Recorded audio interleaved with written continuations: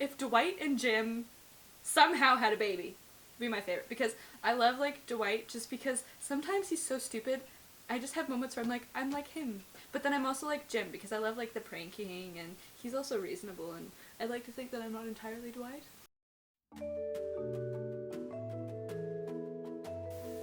There was this time, okay, I was having a muscle spasm, and it really hurt, so I was crying, but I got icy hot on my hand, and so I was, like, crying, but then I'm like, oh, this is stupid, it hurts, whatever. So, like, I went to, like, wipe my tear, and I had icy hot on my hand, and the icy hot got into my eye, and it burned so bad. So I just started crying more, but it made it worse, so I was, like, holding my eye, and I was in a car, so, like, the seat was, like, way down, and someone had to, like, get in the seat behind me, so I pulled the seat up, and I was sitting up, and I pulled the seat up, and it hit me really hard in the back of the head.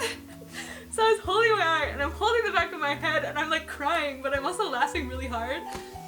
At that moment, I was like, this is what my life is. It was just such a, like, grace moment. So funny.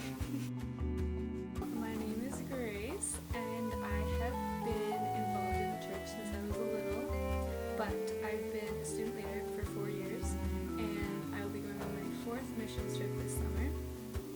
I really love ministry, and I'm hoping to be a youth pastor someday.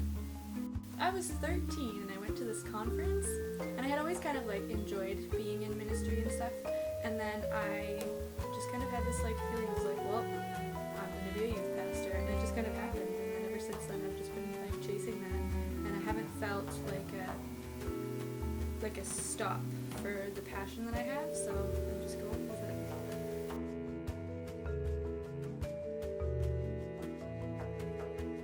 I love people, like, so much. I just want to be with people all day long, and I like that in ministry I can share, like, my faith and just kind of walk with people and hang out with people, and it's great. I love it. Everyone has a different kind of story, and I have a different story, and it's interesting how they all kind of line up, and everybody has different encounters with God, and, you know, it's being able to talk to people about their encounters with God and being able to share mine is really encouraging as a Christian, and it's like you can see God in different ways in other people that you can't see in yourself.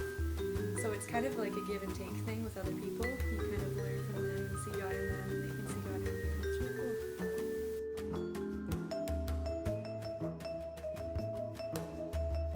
A year and a half ago, I was diagnosed with depression, and it has been the hardest thing I've ever had to deal with.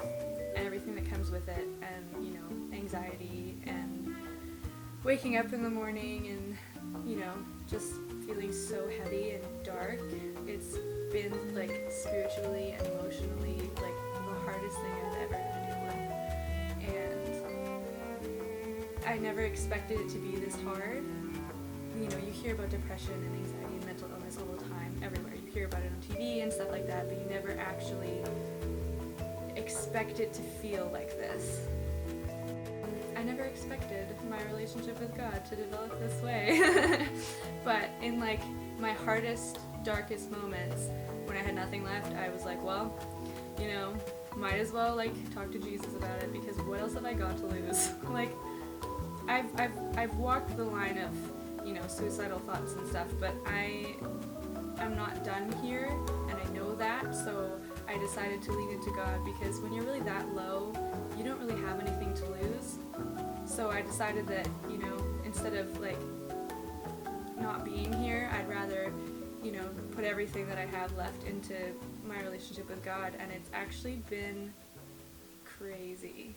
Like, you know, when I wake up in the morning and the first thing I feel is pain, but I go to the Bible and find, like, literally the perfect verse, I'm like, well, this is my life.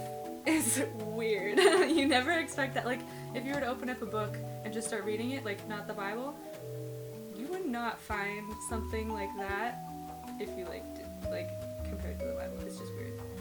But just moments like that, and I mean, it's still hard, and I still have, like, struggles every day, but it's, like, improving with God.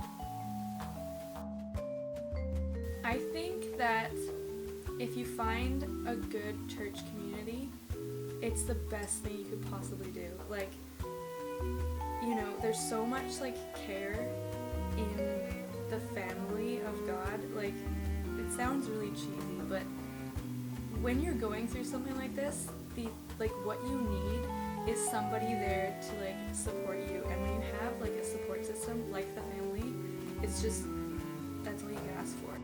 Because I've been in the church for such a long time, I have a grouping of leaders in my life that are so special to me, and without them speaking into my life and, telling me the hard things that I don't want to hear.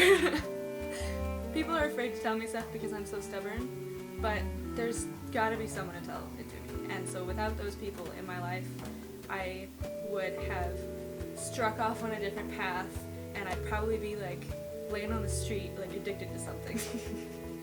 For real. Like, without, people in my life to kind of keep me on my path and to tell me when I'm wrong and to tell me when I'm right, and, to encourage me and, hold my hand when I'm having a rough time, I wouldn't be here. There's a lot of components to why I'm still here, but mostly they come down to, like, the church and God and the people in the church. That's hard. I think it was, a lot of people have this like bam moment where they're like, oh my gosh, God is real. But for me it was different because I've grown up in the church. It's been so gradual that I just kind of like woke up one day and I was like, I need peace and I need to, have the strength to get through the day. And it just kind of happened. And I was like, I'm gonna give this to God because I have nowhere else. Like, I don't have the energy left in me. So I just kind of did, and like it's been a journey. Casual. That's such a weird word, but like it's really casual. He's my dad. Like I have a dad, I have a father, but he's my like God. Like God's my father. That's like the kind of the epiphany I've come to in the last little while actually, is that he's my dad. Like people are like, oh yes, Father God, but like you have to like take it down. Like he's your dad, Your dad tells you when you're wrong, and he helps you get back on track, and he's there for you when you need him. And I know some people don't have that relationship with their dad, and I don't even have that relationship with my dad. But like, if you think about the perfect dad, that's what God is. Like, perfect. Literally the definition of perfect. And it's been kind of an interesting thing because I'm like, well, I really screwed up. But, my dad's my dad, and he's not gonna go anywhere. Sometimes, like, that's what God's like. He's really big and, like, friggin' powerful, but you can't really see him, and it makes it hard sometimes. Because, like, when you, like, think you feel wind, but you don't, like, you're like, is it there? It's like God sometimes. But, like, I don't think people can comprehend forgiveness like he has, because people aren't like that here. Like, people forgive, but not like he does. And I feel like that's kind of been like a lost thing, but like forgiveness, he like teaches forgiveness. Like he's the master at forgiveness. So I just think that God is so like kind, and sometimes he's a little bit harsh, when he has to break your leg. But it's all because he wants like you closer, and he loves you, and it's all because like. Cares. When somebody does something really hard, they tell you a hard thing, it's because they care. I'm a really stubborn person, so it takes a little while sometimes for him to actually tell me something, but I'll be like listening to like a sermon or something, or I'll be going about my life, and this like something will just keep coming up. I'm like, oh, that's so annoying, like, find a different topic, and then I'll be like, oh, wait a second, that's what that's about. Or I'll just get so like beaten down and like just feel like garbage, and then I'll realize it's because of something, and I'm like, well, I need to fix that. The shepherd has to break, like if a lamb is like off wandering and doesn't come back, the shepherd has to go out and find it, pick it up, it breaks its legs and carries it over the shoulder so that the sheep knows to follow close to the shepherd.